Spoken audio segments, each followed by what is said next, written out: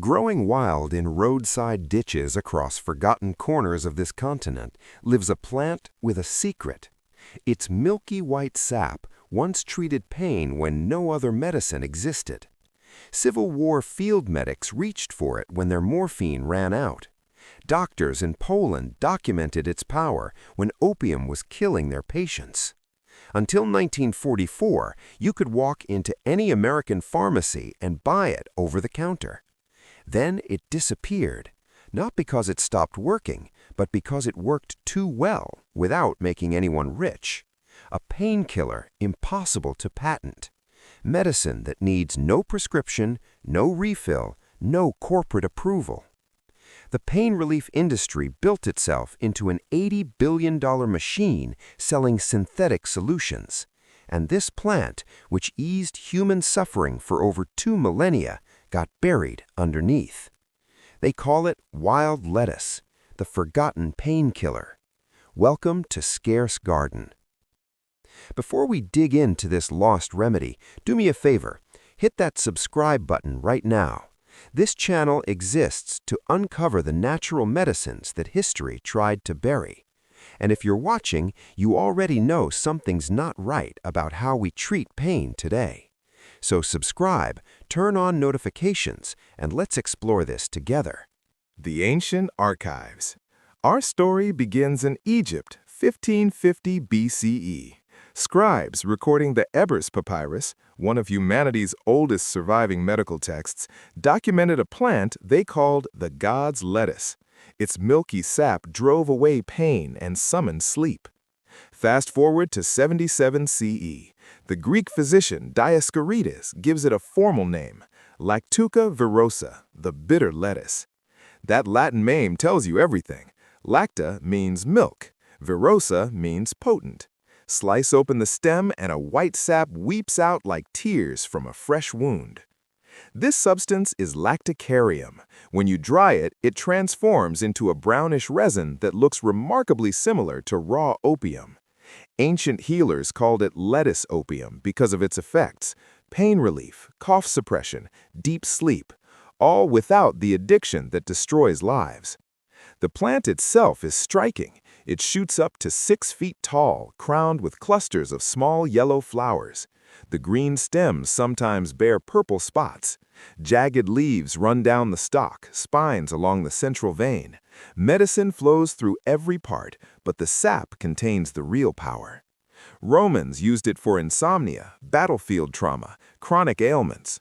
For centuries, the equation was simple. Pain existed, and this freely growing plant across Europe and Asia provided an answer. Quick question. Drop a comment right now if you've ever heard of wild lettuce before watching this. I'm curious how many of you know this plant exists. The American chapter. By 1799, lactucarium arrives in the United States. Physicians prescribe it. Pharmacists stock it in tinctures and lozenges. It sits on shelves right next to laudanum and morphine, just another weapon against human suffering. Then 1861 shatters everything. The American Civil War begins. Within months, the Union Army faces a medical crisis. They distribute nearly 10 million opium pills to their troops, plus over 2.8 million ounces of opium powders and liquid preparations. The Confederacy has almost nothing. Union blockades strangle their supply routes. By 1862, Confederate field hospitals are completely out of morphine. Surgeons amputate limbs with no anesthesia. Men die screaming. Out of desperation, Confederate doctors turn to what grows freely.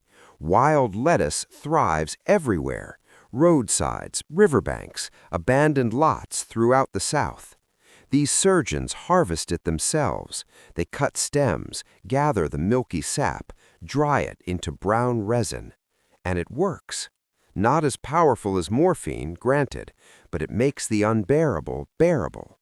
It allows surgery. It gives dying soldiers enough peace to find rest.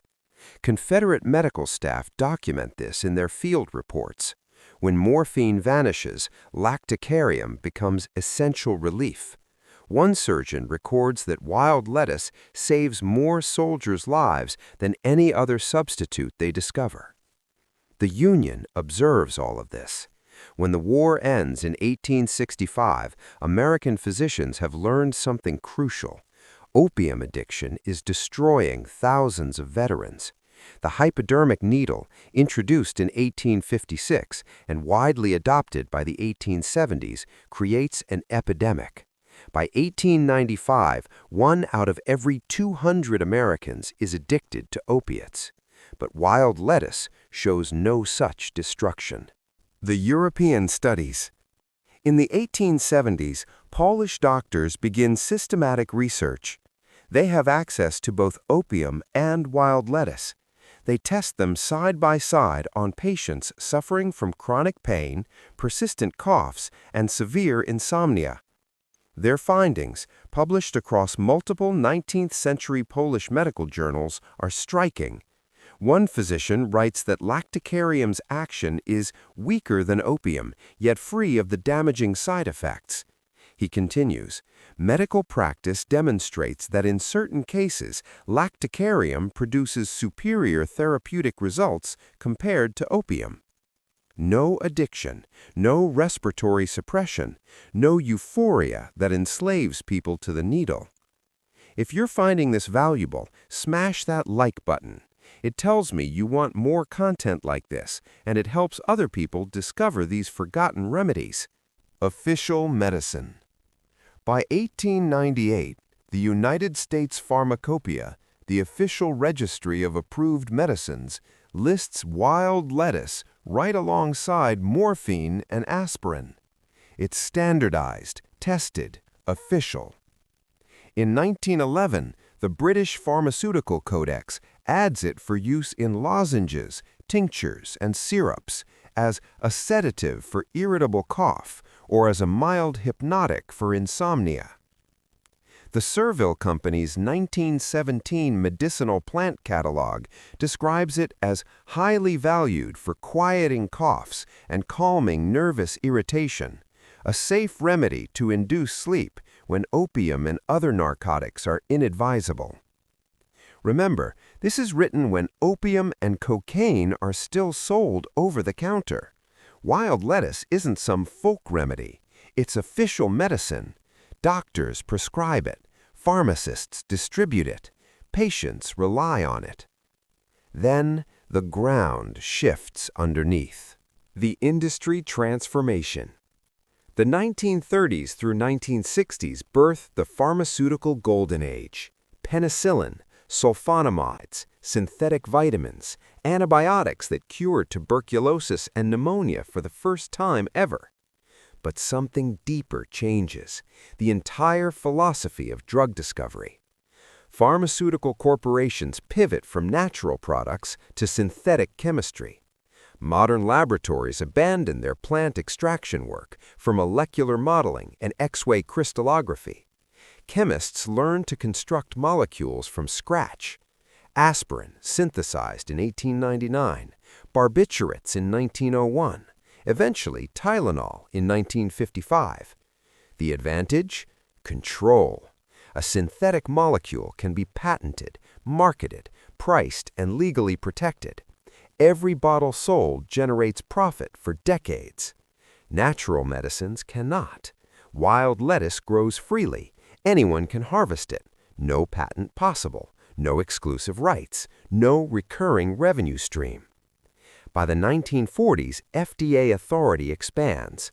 The Insulin Amendment of 1941 requires all insulin batches tested for purity before marketing. The Penicillin Amendment of 1945 does the same for antibiotics. Regulation tightens. Standardization becomes law. Wild lettuce faces a new obstacle. To remain in the pharmacopoeia, it needs clinical trials, multi-phase testing, millions in research funding. Who would pay for that? You can't patent a plant growing wild. There's zero financial incentive to prove what centuries already confirmed. This is the moment it all changes. Comment below. Do you think profit motives should determine which medicines get studied? I want to hear your thoughts. The erasure. In 1944, a researcher named Fulton publishes what amounts to an execution. He declares that modern medicine considers wild lettuce's sleep-producing properties mere superstition and its therapeutic action doubtful or completely absent. Never mind 2,500 years of documented pain relief. Never mind Civil War surgeons using it when morphine disappeared.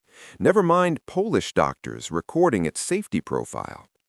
The study claims commercial lactucarium preparations show no effect. Later research reveals why. The active compounds, lactucin and lactucopicrin, are unstable. They break down in old preparations. Fresh lactucarium works.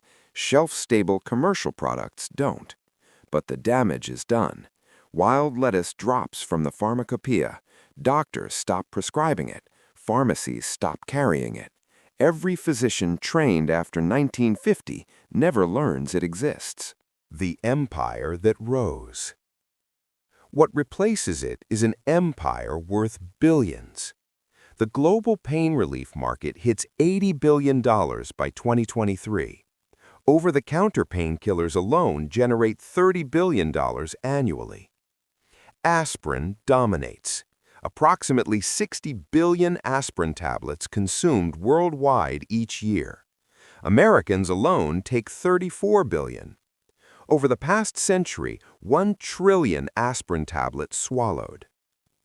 Big Pharma built fortunes on patentable molecules: ibuprofen, acetaminophen, naproxen, each protected by intellectual property law, each sold at controlled prices, each requiring repeated purchase. The brilliance was creating perpetual need. Pain exists. Everyone suffers eventually. Headaches, arthritis, back pain, post-surgical recovery. The pharmaceutical industry promises relief for a price. $20 for Advil, $15 for Tylenol. Multiply that by 8 billion people, recurring monthly. Companies like Bayer, Johnson & Johnson, Pfizer, and GlaxoSmithKline build empires on this model. Marketing budgets in the billions. Washington lobbyists, direct-to-consumer advertising telling you to ask your doctor. But there's always been a problem: side effects. NSAIDs like ibuprofen cause stomach ulcers and internal bleeding. Acetaminophen damages livers at high doses. Opioids, the most effective painkillers, created the addiction crisis still killing 100,000 Americans annually. The search for alternatives drives billions in research. CBD oil, turmeric, medical marijuana. Massive investment seeking non-addictive pain relief. Yet wild lettuce, proven non-addictive for 2,500 years, remains forgotten. The counterculture rediscovers. Then, in the 1970s, something unexpected happens. The counterculture discovers it. Young people seeking legal alternatives to controlled substances find references in old herbals. Lettuce opium. They brew teas, smoke dried leaves, mix it with catnip and damiana. It's mild compared to marijuana, but it's legal. The FDA never scheduled it. This brings attention, not from doctors, but from researchers. In 2005, University of Arizona scientists test lactucin and lactucopicrin on mice. At doses of 30 milligrams per kilogram, they produce pain relief comparable to ibuprofen. A 2021 study confirms the mechanism. Lactucin acts as an adenosine receptor agonist. It calms nerve signals without triggering opioid receptors. No addiction pathway, no respiratory depression. The compounds also inhibit acetylcholinesterase, the same target as some Alzheimer's medications. Wild lettuce doesn't just numb pain, it may protect cognitive function. Modern reality. Today, you can buy wild lettuce tinctures online, dried leaves in health stores, capsules marketed as natural sleep aids. Prices range from $15 to $30 per bottle. But there's a problem. Quality varies wildly. No FDA oversight, no standardization. Some products contain barely any lactucurium. Others are mislabeled entirely. Prickly lettuce sold as wild lettuce, though the chemical profiles differ. Fresh lactucarium works when harvested correctly and used properly, but the knowledge of how to extract it, dry it, dose it, that was lost when the last generation of pharmacists who stocked it died. Are you still with me? Drop a comment letting me know what you think about all this. Should we be rediscovering these forgotten medicines? The system. The pharmaceutical industry didn't consciously set out to erase wild lettuce. They built a system where it couldn't survive. Patents favor synthetic molecules. Clinical trials cost millions. FDA approval requires corporate backing. Insurance reimburses brand name drugs, not wild plants. The result? A painkiller used for 2,500 years vanishes, not because it failed, but because it succeeded without generating revenue. 75 million Americans suffer chronic pain. 20% of adults worldwide live with chronic pain. The pain management industry projects $120 billion by 2033. And a plant growing in ditches, requiring no prescription, no refill, no patent, no profit, sits forgotten. The truth. Wild lettuce never left. It still grows along roadsides from California to Massachusetts, on riverbanks across Europe, in vacant lots in Iran, Austria, France, Germany, Scotland. You can identify it if you know what to look for. Tall stem, sometimes purple-spotted, jagged leaves with spines along the central vein, small yellow flowers. Cut the stem and white sap bleeds out. Harvesting is straightforward. Cut stems in late summer when sap runs thick. Collect the latex on plates or directly into alcohol.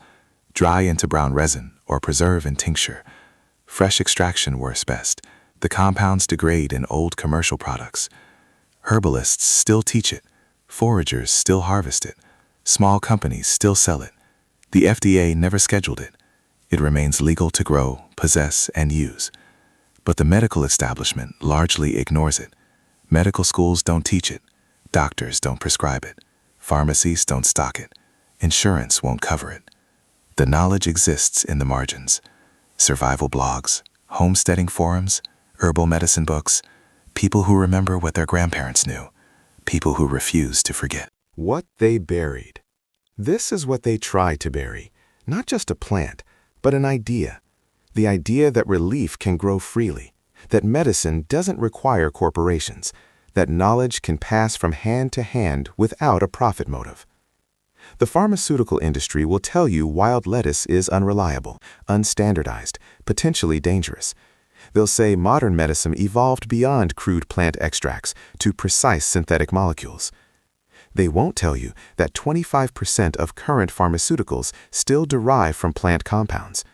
They won't tell you that morphine, still prescribed daily, comes from opium poppies. They won't tell you that aspirin originated from willow bark. They won't tell you that wild lettuce worked for 2,500 years before they decided it didn't. The plant waits, in ditches, along roads, in forgotten corners where nobody thinks to look. It doesn't need approval. It doesn't need marketing. It just grows, waiting for hands willing to cut the stem and collect the milk, waiting for knowledge to flow again. If this opened your eyes to something you never knew existed, I need you to do 3 things right now. First, subscribe to Scare's Garden and hit that notification bell. This channel is dedicated to uncovering the natural medicines that got buried by profit motives. Second, smash that like button. It tells the algorithm that this information matters and helps more people discover these forgotten remedies.